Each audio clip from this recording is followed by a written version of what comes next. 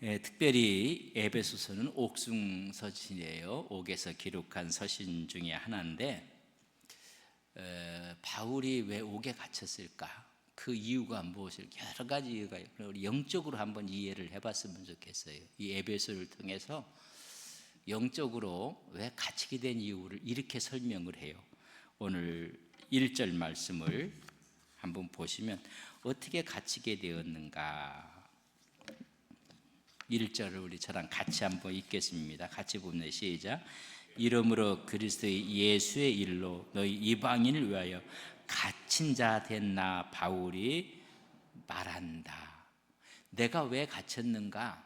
1차, 2차, 3차 전도 여행을 하고 예루살렘에 가서 여러분 그 노마로 압송돼 가거든요. 그런 걸 다 떠나서 영적으로 지금 왜 바울이 갇혔다고 하는가? 오늘 보면 누구의 일 때문에 갇혀요? 예수님의 일 때문에 갇혀요.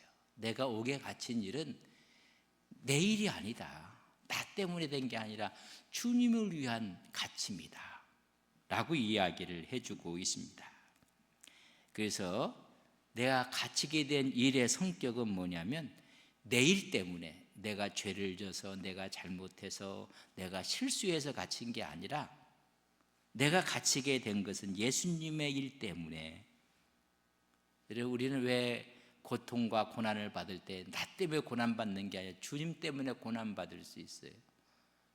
주님을 섬기다 보니까 애매하게 오해도 받고, 그죠? 이거 주님 때문에. 내가 갇힌 이유는 첫째는 주님 때문에, 주님의 일 때문에 그랬고, 두 번째는 예수의 일로 또한 너희 이방인을 위하여. 누구 때문에? 이방인 때문에 갇힌 거예요. 자기 사역의 방향은 누구를 행했어요? 이방인들을 구원하기 위해서, 이방인들에게 복음을 전하기 위해서. 아니, 저주 아래 있는 이방인들에게 축복을 전하기 위해서 옥에 갇혔다는 거예요. 분명히 옥에 갇힌 이유에 대해서 이야기해 주고 있습니다. 내가 갇힌 방향성은 이방인 너희들 때문에 그랬단 말이죠.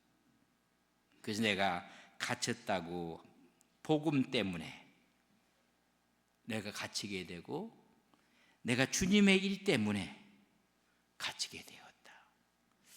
우리가 주님의 일을 하다 보고 주님을 믿다 보면 주님 때문에 이득 보는 것도 있지만 주님 때문에 손해보는 일이 많아요. 예수 믿는 사람이 그런다고 해서 그저 참여해야 되고 오히려 양보해야 되고, 여러분 그때는 우리는 기뻐해야 돼. 이게 바울의 마음이야. 바울은 내 일이 아니란 말, 주님을 위해서 이렇게 됐다. 그래서 예수님의 일과 이방인을 위한 복음 때문에 갇혔다. 자기가 죄를 짓고 잘못하고 흉악해서 갇혔다면 자랑할 게 하나도 없어요. 그러나 나는 오직 주님의 일 때문에 그렇게 갇혔다. 이렇게 사로잡힌 거예요. 사실 사람들이 살아가면서 사로잡히는 게 있어요. 제한받는 게 있어요. 그 제한받는 게 무엇일까? 어떤 사람은 돈에 사로잡혀 사는 사람도 있어요. 돈. 그래서 요새 현대인들은 다 돌았어요. 제정신들이 아니에요. 어떤 사람은 명예에 사로잡히기도 하고, 그것 때문에 제한을 받는 거예요. 출세라는 것 때문에, 이런 것 때문에 내가 제한받고 내가 붙잡힌가 된 것은 주님 때문이다. 주님. 내가 복음 때문에 그렇게 됐다고 말해주고 있어요. 어떤 사람은 건강에 그냥 사로잡혀서 건강 염려증이 너무 많은 분들이 많아요. 이거 먹으면 뭐가 좋고 뭐가 나쁘고, 그냥 믿음으로 드세요. 독이 아닌 이상 하나님께 기도하고 먹으면 되는데, 여러분 건강을 위해서도 우리가 제한을 너무 받고 사로잡혀 있잖아요. 일을 하면 이것을 먹으면 건강에 좋을까 나쁠까 그렇게 생각하는데, 내가 주님을, 이 일을 하면 주님이 기뻐하실까 주님이 싫어할까, 그렇게 한번 생각해 보셨어요? 내가 이 음식을 먹으면 내 몸에 좋은지 안 좋은지는 생각하면서 내가 이 일을 하면 주님이 기뻐하실지 슬퍼하실지. 그러니까 철저하게 바울은 여러분 하나님의 말씀과 복음에 제한을 받은 거예요. 거기에 여러분 사로잡혀 살았다는 이야기입니다. 예수님 때문에 사로잡혔다. 삶의 전체가 제한을 받는 거예요. 암 진단을 받은 사람이 있다면 음식도 제한을 받아요. 그죠? 이건 먹으면 안 되고 이건 먹어도 되고 제한을 받듯이 바울은 주님 때문에 철저하게 삶 속에서 제한을 받는데 그 제한이 자기에게 전체 고난이었어요. 근데 이 고난을 그는 아주 기쁘게 여기고 사는 거예요. 감옥에 갇혔을 때 고난이라기보다는 거기서 더 많은 사람들을 만나서 전도할 수 있는 기회를 얻어요. 자기 몸에는 괴로움이에요. 그러나 그 주님의 고난을 몸으로 짊어짐으로써 인해서 하나님의 복음의 능력을 자기 몸에 채우는 거예요. 이런 표현을 했어요. 골로새서 1장 24절에 보면 나는 이제 너희를 위하여 받는 괴로움을 어떻게 하고요? 오히려 기뻐하고 주님 때문에 복음 때문에 받는 괴를 기뻐하고 그리스도의 남은 고난을 그의 몸된 교회를 위하여 내 육체에 채우노라. 자기 몸으로 그 고난을 짊어지는 것을 이야기해 주고 있습니다. 복음을 위해서라면 고난도 손해도 나에게 해가 온다고 해도 나는 감내하고 자랑스러워하고 나는 기뻐하겠노라 라고 말해요. 이 복음으로 인해서 모든 것이 제한을 받아도 그게 괴로움이라 할지라도 나는 괴로움이 아니라 기뻐한다. 제가 여러분께 여쭤보기, 예수님 믿는 것 때문에 혹시 스스로 제한한 건 없어요? 주님을 믿기 때문에 욕을 하려고 하다가도 아이고 아니지, 제한을 받는 거예요. 주님을 믿는 것 때문에 술집으로 가는 발걸음이 제한을 받는 거예요. 여러분 주님 때문에 내가 이건 분명히 저 사람하고 한번 좀 대결을 해야 될 텐데 주님 때문에 제한을 받는 거예요. 이걸 거룩한 제한이라를 받는 거예요. 여러분 그것이 바울의 갇힌 이유라고 이야기를 하는 거예요. 상당한 영적인 이야기를 해주고 있어요. 많은 사람들이 돈에 제한을 받고 명예 이런 거에 제한받는데 바울은 뭐예요? 복음에, 주님의 일에. 그래서 주님 때문에 복음 때문에 손해본 일이 많이 있을수록 하나님이 기뻐할 것 같아요. 여러 가지 사회적인 제한을 받아서 바보가 된 거라. 근데 그것 때문에 하나님이 오히려 기뻐하는 것입니다. 주님의 영광을 위해서 복음 때문에 예수님 때문에 내가 희생하고 손해보고 제한받은 것이 무엇인가? 여러분 있을 거 아니에요, 그죠? 친구들은 다 가고 있는데 예수 믿는다는 이유 때문에 그게 함께 가지 못. 그것도 거룩한 제한을 받는 거거든요. 이런 우리가 그걸 이 바울은 너무 지금 기뻐한다. 근데 이 이야기를 하면서 내가 기뻐하는 그 이유는 하나님의 경륜을 깨달았기 때문이라는 거예요. 여러분 보세요. 오늘 본문 2절. 너희를 위하여 내가 내게 주신 하나님의 그 은혜의 경륜을 너희가 들었을 터이라. 이 하나님의 경륜 때문에 그렇다는 거예요. 하나님의 경륜. 그 경륜에 알기 때문에 고난이 와도 하나님의 경륜을 알기 때문에 참고 인내했다는 것입니다.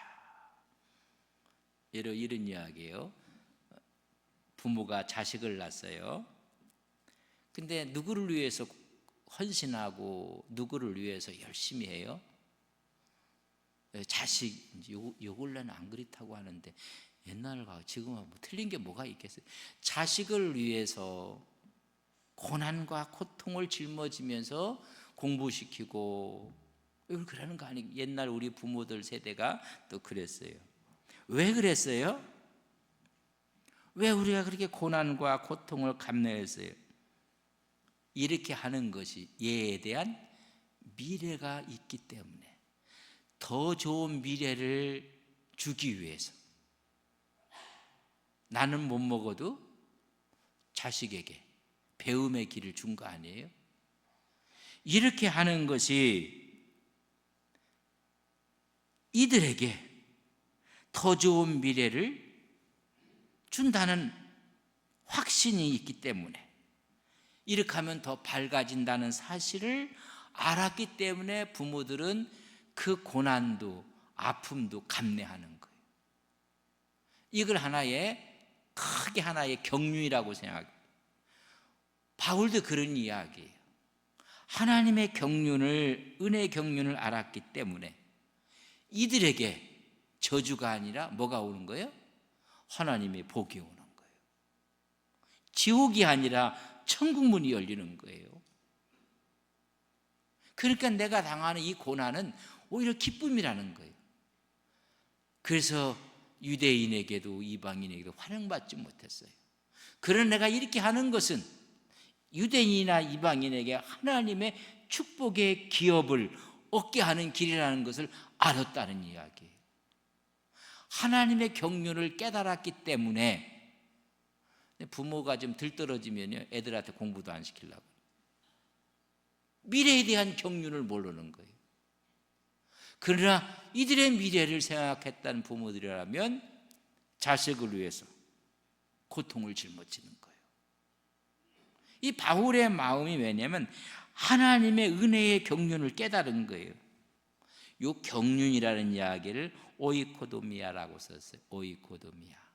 이 오이코도미아는 에베소에서 3번이나 기록해. 1장 9절, 3장 2절, 3장 9절. 하나님의 경륜이라는 이야기예요.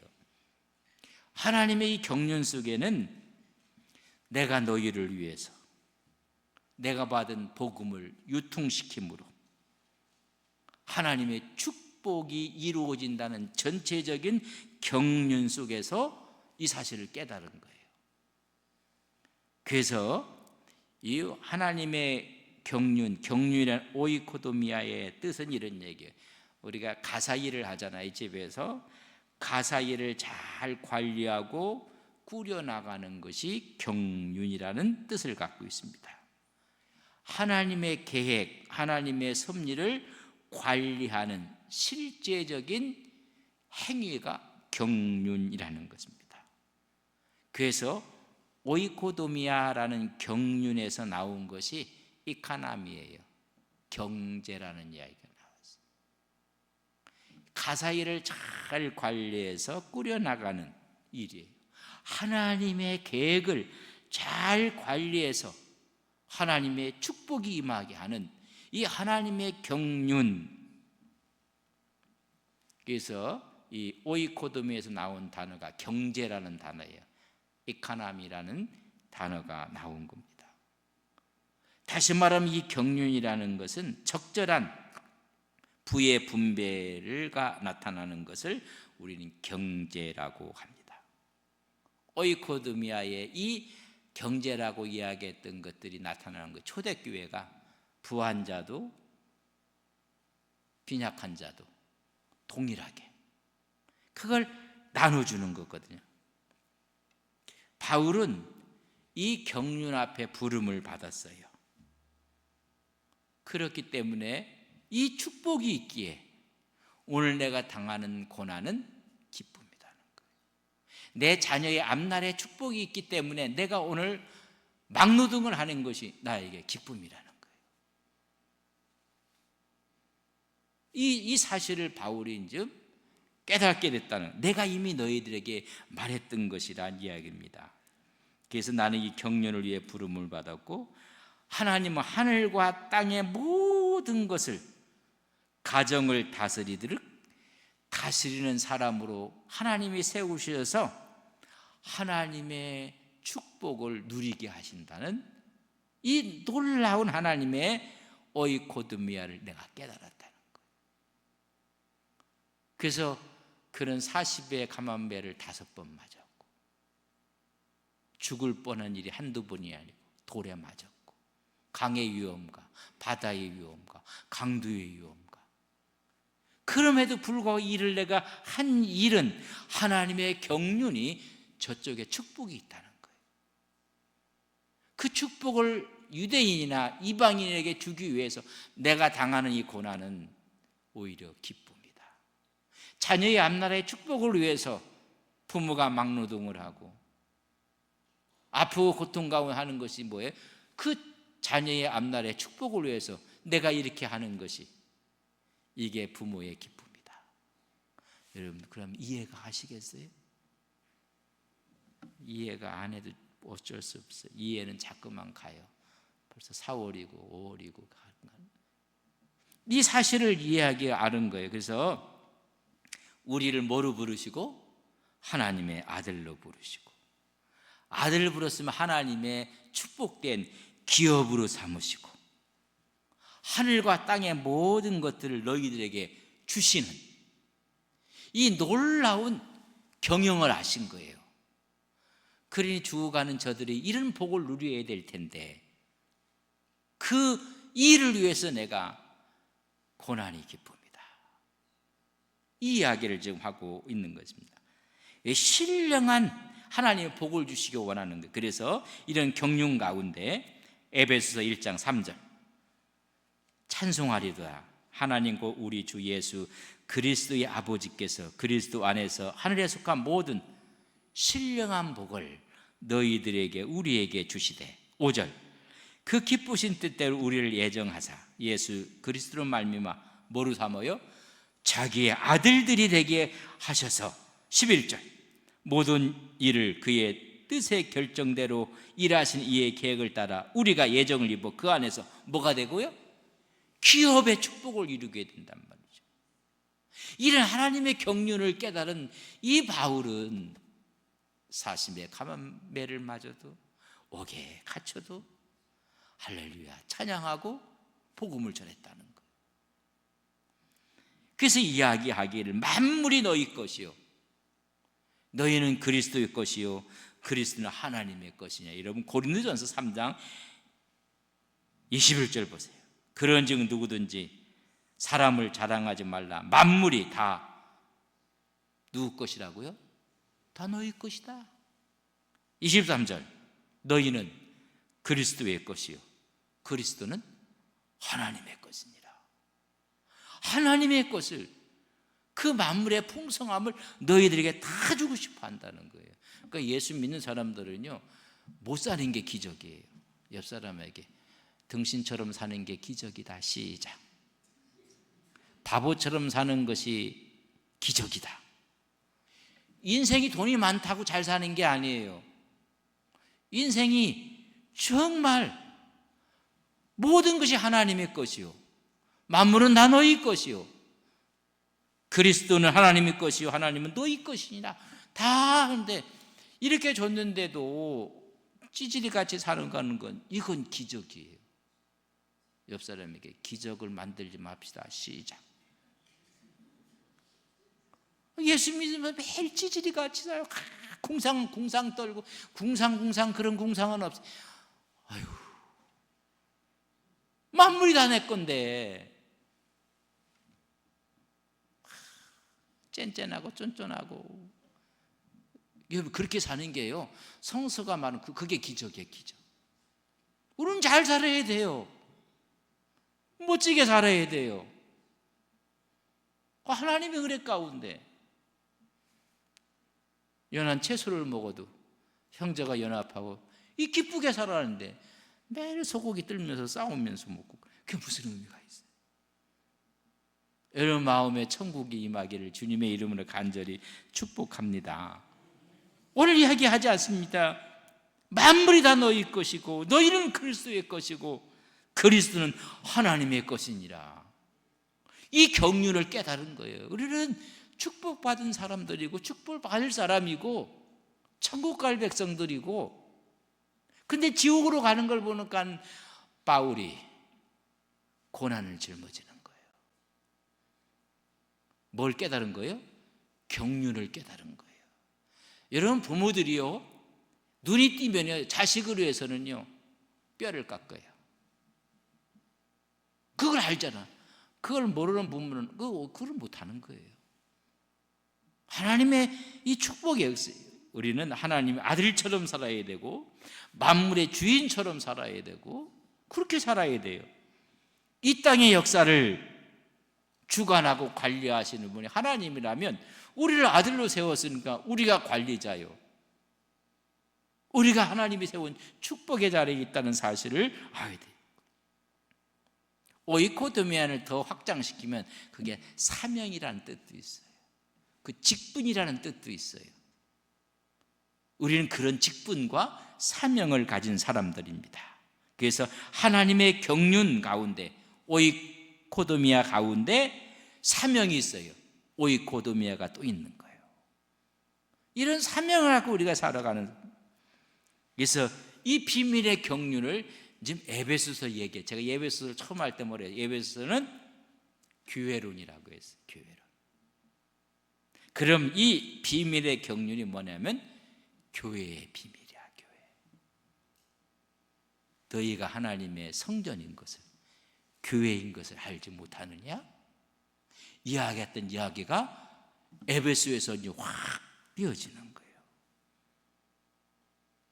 그래서 하나님의 경륜을 깨달은 거예요.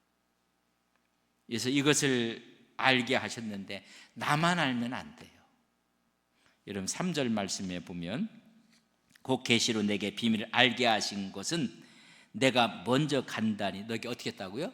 기록해 딱 알게 하겠다는 거예요. 어떤 사람은 어떤 비밀 안 하면 자기만 알아, 자기만. 나만이 아니라 모든 사람이 깨닫게 해요. 하나님의 경륜의 복을 누리게 하시기 위함이라 라고 이야기를 해주고 있습니다. 그래서 하나님 앞에서 이방인들도 유대인들도 남자도 여자도 부자도 가난한 동등하게 하나님 백성의 기업을 누리게 될 것을 원하고 있습니다. 하나님의 이게 계획입니다. 그 계획을 이야기할 때 보세요. 갈라디아서 1장 16절에 보면 그의 아들을 이방에 전하기 위하여 그를 내 속에 나타내시기를 기뻐하실 때에, 원래 바울은 유대인이에요. 여러분 가말리엘 밑에서 율법을 사사받았던 율법학자예요. 대학자예요. 잘 보세요. 이 말씀을 그의 아들을 이방에 전하기 위하여 그를 내 속에 나타내시기를 기뻐하실 때 내가 곧 혈육과 의논하지 아니하고 나의 유대인 됨을 버렸다는 거예요. 자기가 갖고 있었던 기득권을 버렸다는 것이에요. 즉 이 정도가 아니라는 거예요. 우리 유대인에게만 주는 하나님의 축복이 아니라 이 축복은 온 인류에게 주는 거란 말이죠. 누구든지 예수 믿는 사람에게 주는 하나님의 축복이라. 그래서 사도행전 26장 17절과 여러분 18절에 이스라엘과 이방인들에게서 내가 너를 구원하여 그들에게 보내어 이스라엘, 유대인, 이방인, 세상 믿지 않는 사람들에게 보내어 뭐를 뜨게 해요? 눈을 뜨게 해서 어둠에서 빛으로, 사단의 권세에서 하나님께로 돌아오게 하고 죄사함과 나를 믿어 거룩하게 된 무리 가운데 뭐로 삼으려고요? 기업을. 여러분 회장이 그 기업을 물려줘도요, 여러분 얼마나 좋겠어요. 이 하늘의 기업을 우리에게 주신다는 거예요. 그러니까 없어도 우리 천국이에요. 이 얘기를 좀 하고 있는 거예요.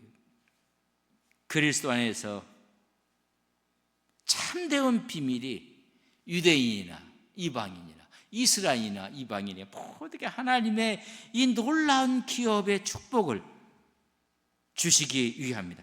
이 축복의 비밀이 교회예요. 그런 교회는 어떤 것인가는 다음 주에 얘기를 할 것이고 4절 말씀으로 4절 같이 봅시다. 시작. 그것을 읽으면 내가 그리스도의 비밀을 깨닫는 것을 너희가 나에게 깨닫던 비밀을 지금 너희도 알 수 있을 것이다. 모든 사람이 이제는 비밀이 아니야. 이런 이야기예요. 하나님의 경륜의 흐름이 하나님의 풍성함이 하나님에게 있었어요. 그 하나님에게 있었던 게 누구한테 흘러가요? 예수님께 흘러갔어요. 그 예수님께 흘러갔던 이 하나님의 풍성 은혜가 누구에게? 유대인에게 흘러갔어요. 유대인에게 흘러갔던 이 하나님의 풍성 은혜가 누구한테 흘러가요? 교회에 흘러가요. 이방인 교회에 흘러가요. 우리에게 흘러와서 이 풍성함이 누구한테까지 흘러가요? 만물에게까지. 이 경륜을 오이코도미아, 하나님의 경륜을 깨달은 거예요. 근데 이거 나만 아니라 누구도 너희들 다 알아서 하나님의 풍요로운 경륜 가운데 있기를 원하노라. 좋으신 아버지 하나님, 우리는 하나님의 비밀 경륜을 깨달은 자로 하나님의 풍성한 은혜가 하나님 안에 있었던 풍성함이 예수님에게로, 그 풍성함이 유대인에게로, 그 풍성함이 이방인들에게, 그 풍성함이 교회와 만물까지 미치는 이 비밀을 바울은 이야기하고 싶어 합니다. 하나님, 오늘 우리 심령 가운데 하나님의 풍요로운 은혜가 늘 넘쳐나게 하옵소서. 예수님의 이름으로 기도 올리옵나이다. 아멘.